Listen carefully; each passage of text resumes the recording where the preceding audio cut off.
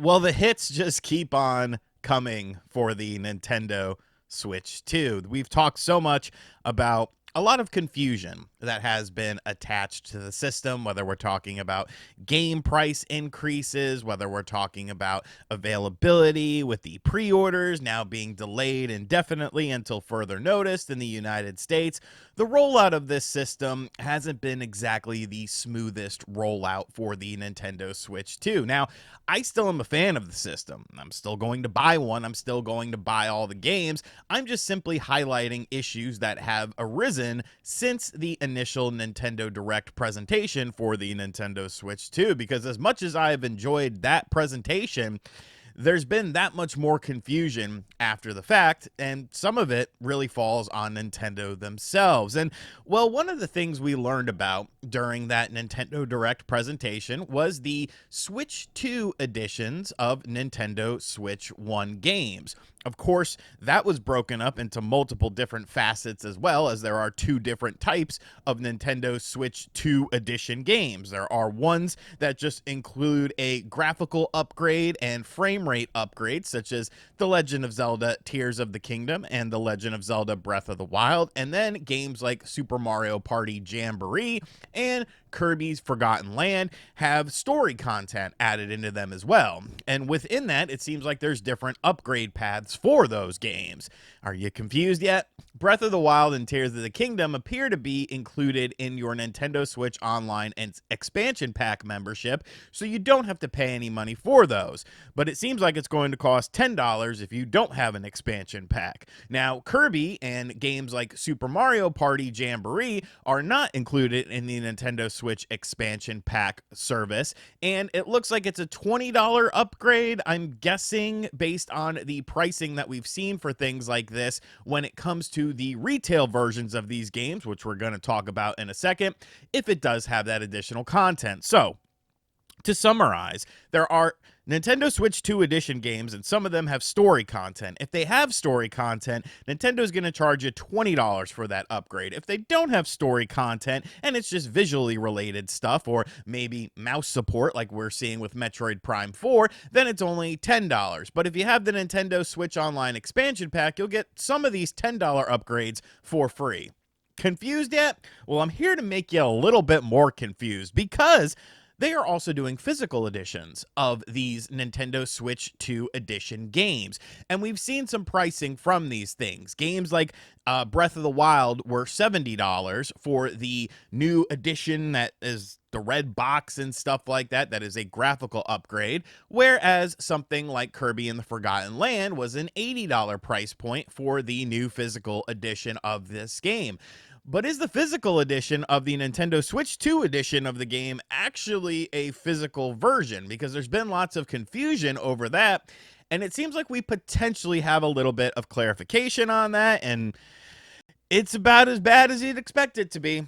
So this is coming to us from Wario64. According to a Nintendo UK support rep, Switch 2 editions of physical games like Breath of the Wild, Tears of the Kingdom, Kirby and the Forgotten Land, Metroid Prime 4 contain a download code for the upgrade pack along with the Nintendo Switch version, the Nintendo Switch 1 version cart of the game. And here is the alleged, I should say alleged because this hasn't been confirmed.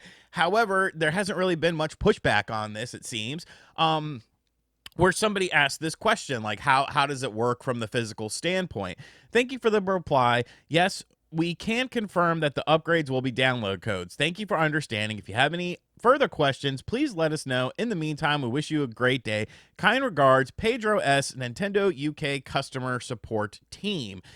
Now, you can't be 1,000% sure with this. It seems like this is a reputable account that many people that I follow, so I feel like they wouldn't be sharing this information unless there was some level of clarity to it, and I don't feel like Wario64 would just be willy-nilly throwing this out there. So essentially what they're saying is when you buy this edition, the red cart edition that includes the Switch game and the Switch 2 upgrade pack also sold separately.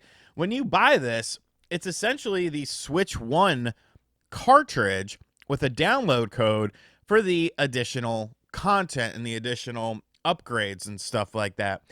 And I find that very confusing.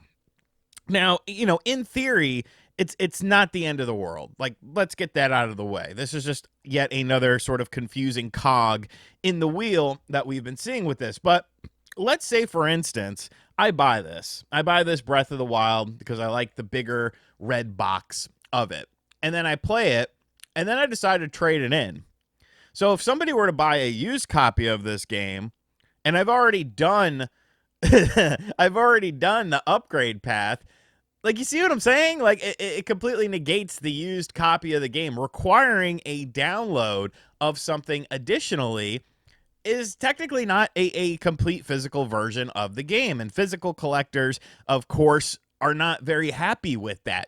Does this include the subsequent DLC that was added to Breath of the Wild as well? Like, I don't understand. And I've seen people doing the mental gymnastics of this. Like, well, great, I could buy the Switch 2 edition and then upgrade and then this, that, and the other. And it's like, bro, you know what? Like, that's cool. You could do whatever you want. But there is a genuine concern when it comes to, like, what's the point?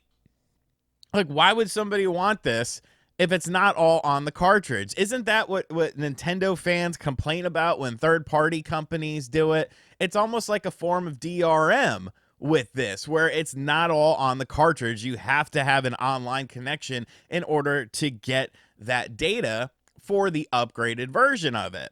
It just seems a little bit convoluted. It seems a little bit unnecessary. And we've actually seen some things, such as the file size for Kirby and the Forgotten Land on the Switch 2.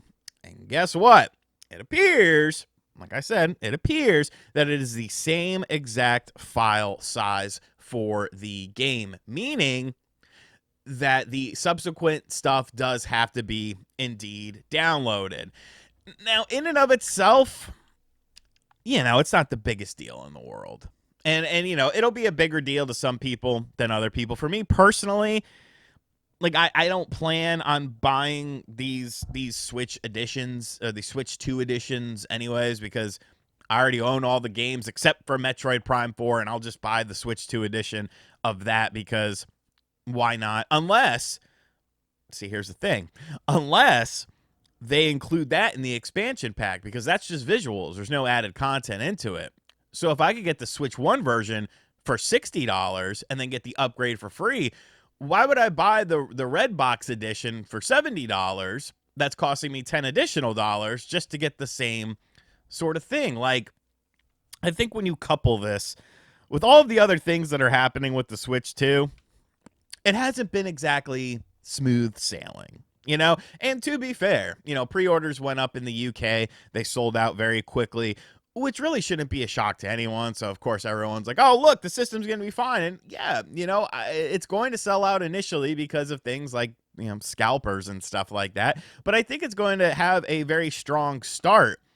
But how is the general market going to adapt to all of these things? This almost feels like a very un-Nintendo system when you're looking at price points, when you're looking at, paywalling features and stuff like that. I don't know. Like I said, from my perspective, I'm getting all of this stuff.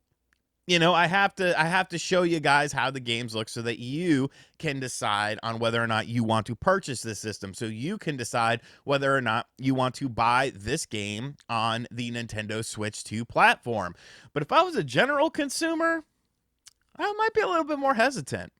I honestly might be a little bit more hesitant just because of the fact that there are a lot of weird stuff happening with this. So, like I said, this isn't 100% confirmed, but it does seem that could indeed be the case. And, well, if that is the case, that's just pretty shitty, to be perfectly honest with you. So let me know in the comments section down below. How do you see this playing out? Do you think that is the case where you essentially get a Switch 1 cartridge that's maybe a red color and then a download code to get the additional content? And is that good enough for you? Does that suffice as a physical edition of a game? Because that kind of goes against what a physical edition of a game is. Do you care about this? Do you not care about this? What's your biggest, like, potential red flag with the Switch 2? if you have one. And as always, guys, thank you for checking out this video. I've been cranking out these bad boys, but you've been watching these bad boys, so I sincerely appreciate that. Feel free to share the video with your friends or your enemies, and as always, I'll catch you guys on the next video. Later.